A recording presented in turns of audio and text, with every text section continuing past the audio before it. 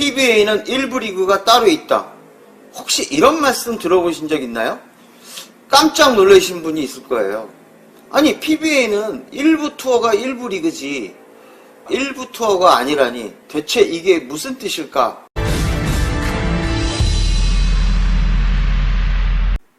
PBA는 1부 리그가 따로 있다. 혹시 이런 말씀 들어보신 적 있나요? 깜짝 놀라신 분이 있을 거예요. 아니, PBA는 1부 투어가 1부 리그지 1부 투어가 아니라니 대체 이게 무슨 뜻일까? 어떤 선수가 이런 이유 때문에 PBA 1부 투어 선수가 됐는데도 불구하고 대한당구 연맹 선수로 넘어온 경우도 있습니다. 과연 어떤 내용인지 이 당구 뽀개기가 자세하게 설명해 드리겠습니다. 자, 그럼 칠판으로 넘어가겠습니다. PBA는 1부 리그인 1부 투어가 있고요. 2부 리그인 PBA 드림 투어가 있고요. 3부 리그인 챌린지 투어 이렇게 존재하고 있습니다. 그런데 제가 서두에 PBA는 선수들 사이에 진짜 PBA는 1부가 따로 있다. 자, 그런데 이 PBA에서 1000만원 이상을 받은 선수는 몇 명이나 될까요? 굉장히 많을 것 같죠? 1000만원 이상의 상금을 받은 선수는 32명입니다.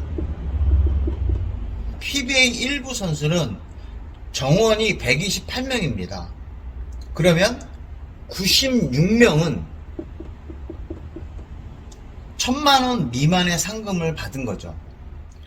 1000만원 미만의 상금을 받은 선수 96명은 매월 계산하면 1년에 1000만원 미만이니까 월 80만원 이하인 경우가 되겠죠.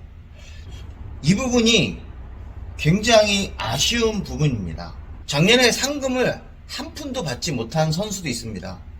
물론 예선 통과를 못했으니까 상금을 받지 못했지만 PBA 선수라고 하면 앞으로는 1부 투어 선수는 프로야구나 프로축구처럼 최저 연봉제가 있었으면 좋겠어요.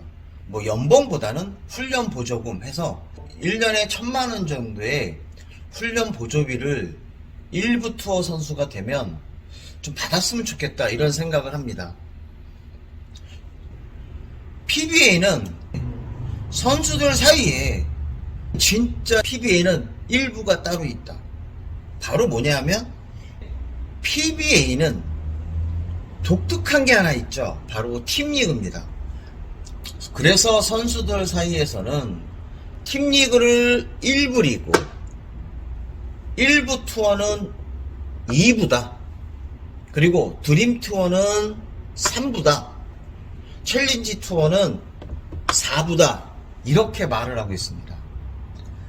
바로 무엇이냐면 팀리그에 들어가게 되면 매달 받는 금액이 일정한 수입으로 보장이 되니까 생활에 지장이 없죠.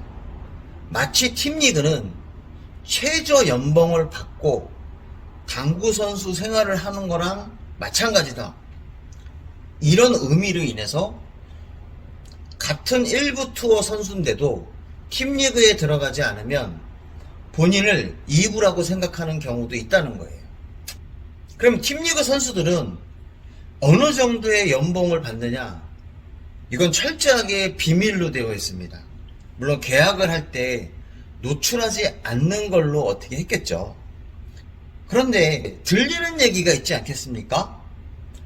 쿠드롱 선수는 3년에 5억을 받았다. 이런 얘기가 있습니다. 쿠드롱 선수 역시 대단하죠. 그럼 쿠드롱 선수는 팀리그 연봉에다가 총 상금 5억, 올해 벌어들인 돈이 6억 7천만원? 12개월로 나누면 쿠드롱 선수는 5천만원 정도씩 벌었다. 이렇게 우리가 예상할 수가 있습니다. 어마어마한 수입이죠. 그 다음에 강동근 선수는 1억 정도 된다. 이렇게 얘기를 하고 있습니다. 1억이면 매월 따지면 월 800만원의 소득인데 강동근 선수는 상금을 또 받았지 않습니까? 그러면 강동구 선수 먹고 살만하죠. 그 다음에 이제 여자 선수인데요. 김가영 선수가 한 6천에서 7천만 원 정도 받았다, 이런 얘기가 있어요. 그러면 김가영 선수 같은 경우는 매월 계산하면 김가영 선수의 연봉을 6천이라고 잡았을 때 월 500만 원 정도의 수입이 생긴다, 이렇게 얘기할 수 있겠죠.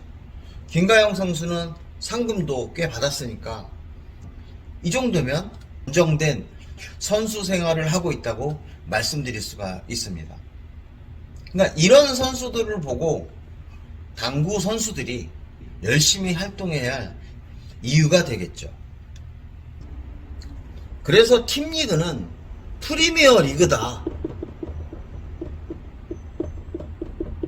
팀리그에 소속되지 않은 일부 투어 선수들한텐 굉장히 미안하지만 인식이 이렇게 되어 있는 것 같아요. 저의 개인적인 생각이 아니라 이렇게 느끼고 있는 선수들이 있다는 겁니다. 어떻게 보면 PBA의 화려한 어떤 이면에 감춰져 있는 어두운 부분이라고 말씀드릴 수가 있겠죠. 이 분석을 하면서 좀 아쉬운 것은 팀리그에 소속되지 않은 일부 선수들이 먹고 살 수 있는 그런 환경이 됐으면 참 좋겠다, 이런 생각을 하게 됩니다. 일부라고 하면 최정상급의 선수들인데 지금 상금 같은 경우를 보면 좀 아쉽다. 그러니까 일부 투어 선수들이 좀 더 좋은 조건에서 당구로 생계를 이어갔으면 하면 좋겠다. 저는 안티를 거는 게 아니라 현실에 대해서 말씀드린 겁니다.